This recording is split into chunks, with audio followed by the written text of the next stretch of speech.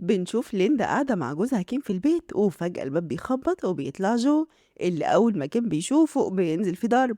بس هنا جو بيكلم ليندا وبيأكد لها إنه أخوها فعلا من ناحية الأب، لأن أبوهم زاره في الحلم زي ما زارها وقال له إن هما إخوات. وبيقوم مطلع ظرف وبيديه ليندا وبيقول لها إن والدته اديتهوله وهو صغير والحاجات اللي فيه بتاعت والدهم، وبيطلب منها تساعده يلاقوا والدهم سوا من خلال الحاجات دي. فبتسأله عن والدته وبيعرفها إنها كانت في العنبر اللي جنبه في مستشفى الأمراض العقلية. وبعد ما بيمشي ليندا بتفتح الظرف وبتلاقي صور وحاجات كتير فعلا تخص والدها، ومع ذلك هي وكيم بيبان عليهم إن هما لسه مش مصدقين جو، وبيقولوا ممكن يكون جاب الحاجات دي من أي حتة، خاصة إن ليندا وارثة الموهبة اللي عندها من عيلة أمها مش من عيلة أبوها. بعد كده بنشوف ليندا لوحدها وبتلاحظ إن في صورة صغيرة جدا لطفلة وسط الحاجات، فبتفتكر إن عندها سلسلة قديمة أبوها كان مديها لها.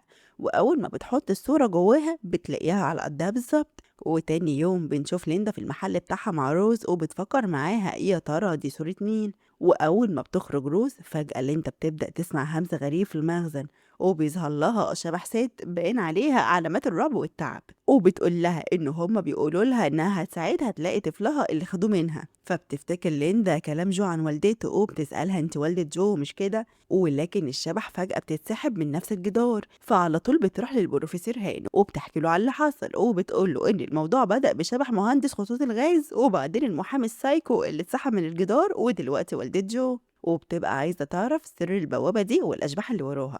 فبيبان عليه القلق وبيطلب منها تفكر كويس، خصوصا ان الحوار ده وراه جو. بعدها بنشوف ليندا قاعدة مع كيم وبتعرفه إنها استلمت سجلات مستشفى الأمراض العقلية اللي طلبتها، واتأكدت فعلا إن جو أخوها، لأن الدكتور طلب يشوف شهادة ميلادها علشان يديها السجلات، ولما لقى اسم الأب متطابق اتأكد إنها أخته. وهنا كيم بيستغرب إنها لسه عايزة تساعده بعد كل اللي عمله فيها. بعد كده ليندا بتبدأ تدور على جو وبنشوفها وهي بتتصل بالفندق وبتسأل عنه، ولكنها فجأة بتدخل في رؤية مرعبة جدا وبتشوف ناس بتهجم عليها بتتحول لشبح أم جو وبيقتلوها بالفاس، وبتفوق من الرؤية وهي مرعوبة.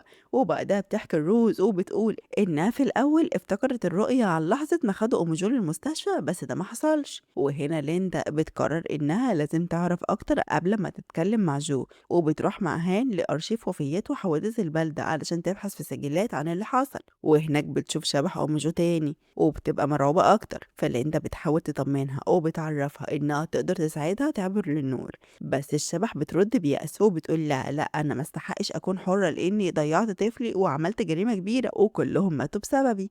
وهنا ليندا بتسألها قصدك ايه ومين اللي ماتوا بسببك دول، وفي اللحظة دي بيظهر شبح موظف الأرشيف فبتختفي أم جو. بس فجأة ليندا بتلاقي صندوق قديم بيقع قدامها هي وهان وبيتصدموا إنه مليان سنان بشرية، فليندا بترجع تفكر في كلام الشبح وبتسأل هان تفتكر هي اللي قتلت كل الناس دي. بعدها ليندا بتقابل جو وبتقوله إنها اتكلمت مع شبح والدته وقالت لي بغموض إن كلهم ماتوا بسببها، يا ترى تقصد مين؟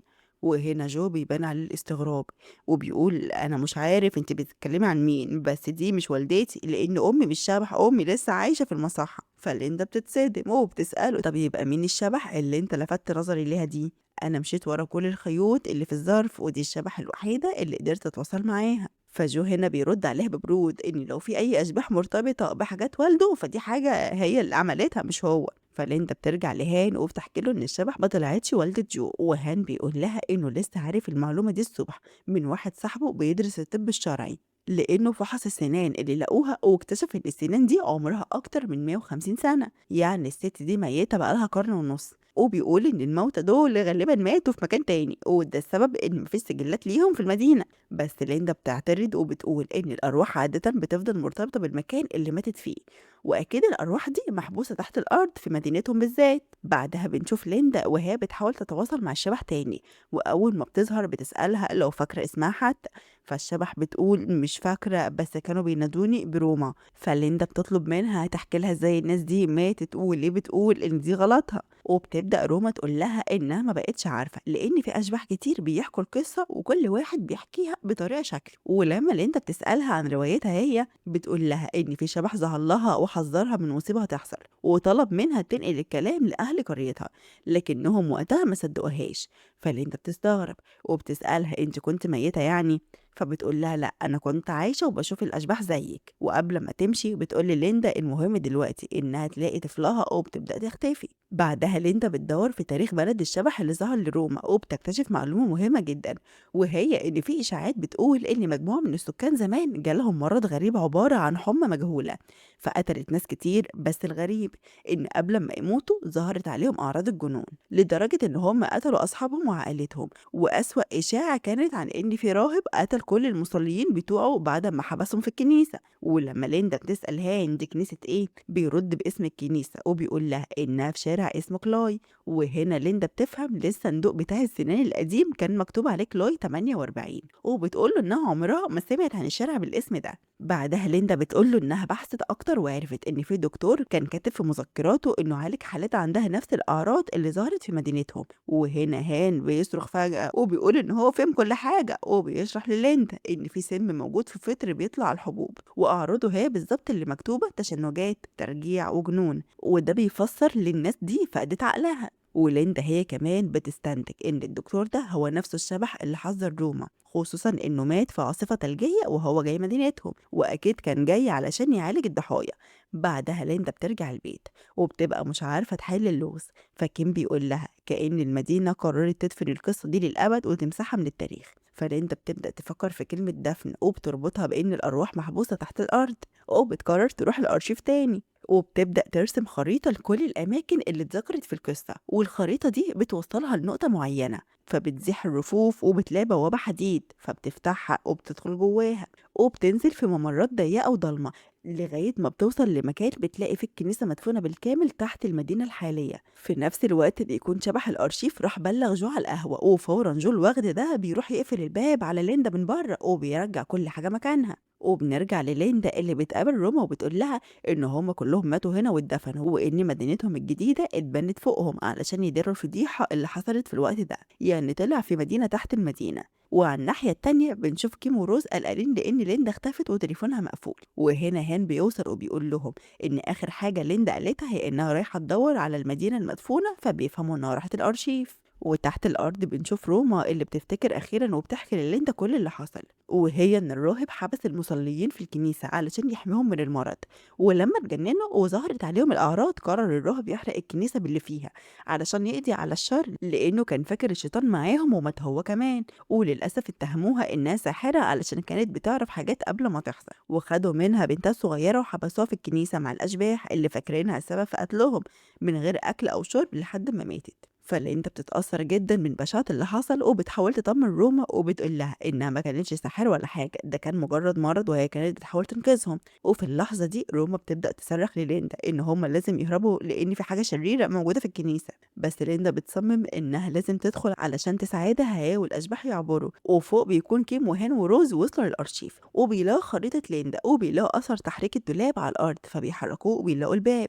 بس فجأة بيحصل انهيار وبيفهموا إن السقف هيقع فوق دماغهم والمدخل اتسد بالكامل. بس كيم بيرفض يصدق إن ليندا ماتت وبيكلم فريق إنقاذ وبيطلب منهم يجوا حالا للأرشيف لأن مراته محبوسة تحت الأرض. بعدها بنشوف كيم بيقنع رئيس فريق الإنقاذ إن في مدينة كاملة تحت المدينة الحالية وده حسب خريطة ليندا، بس الراجل مش بيصدقه وبيقوله إنه مفيش الكلام ده.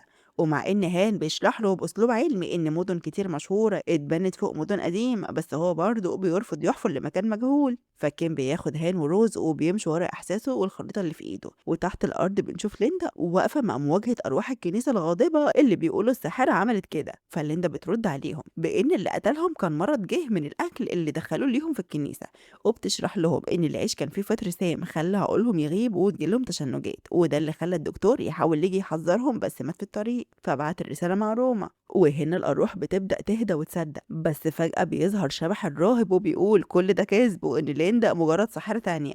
يا عم اتهد بقى. وهنا روما بتقول ليندا اجري بسرعة لأنك مش قد المواجهة بتاعته، فبتجري بسرعة لكنها بتقعد والمكان بيبدأ ينهار، وللأسف الأكسجين بيكون قل وليندا بتتعب. فروما بتقول لها إنها مش أول واحدة تنزل هنا وتتحبس وإن ناس كتير قبلها نزلوا وماتوا بس هي النجدة قربت توصل لها.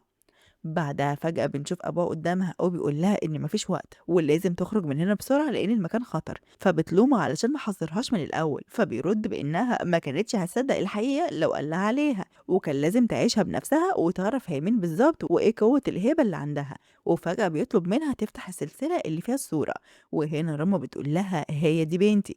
فالأب بيكمل إن السلسلة دي مش من عيلته هو، دي من عيلة والدتها، وبيعرفها إن أمها هي اللي كانت عاوزة تدفن الماضي ده وتتخلص من الصور والذكريات، بس هو اللي حافظ عليهم علشان ليندا تعرف أصلها. وهنا الأب بيطلب من روما إنها تقول لليندا اسم بنتها اللي اتاخدت منها، فروما بتقول جوليا لوكاس، وليندا بتتصدم وبتقول إن ده اسم جدة جدتها، وبتبدأ تفهم إنها حفيدة روما وإن النسل المميز ده فضل عايش ومكمل فيها هي.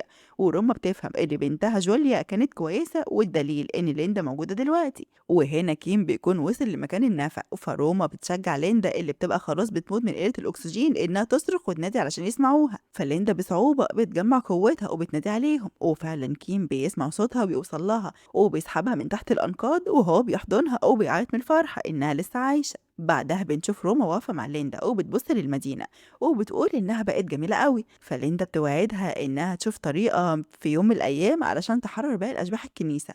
وأخيرا روما بتشوف النور بعد كل السنين دي وبتشكر ليندا على اللي عملته علشانها وبتعبر النور بسلام. وبتخلص الحلقة بأكتر مشهد غامض، بنشوف جو واقف مع شبح أبو ليندا وبيقول له المرة الجاية لما أقول لك ساعد أختك حاول ما تعرضهاش للقتل، وبيقول له كمان إنه مش هيقدر يكمل في الحوار ده كتير بس الموضوع بدأ يتحرك وليندا قريب جدا هتبقى معاهم. فجو بيسأله بقلق وبيقول له ولو ما رضيتش، فالأب بيرد بابتسامة غامضة إنها بنت ذكية وهتعرف تختار الاختيار الصح لأنها لو ما اختارتش صح، وبيسكت. ولحد هنا بتخلص الحلقة. يا ترى بيخططوا إيه لليندا؟ ده اللي هنعرفه في الحلقات الجاية.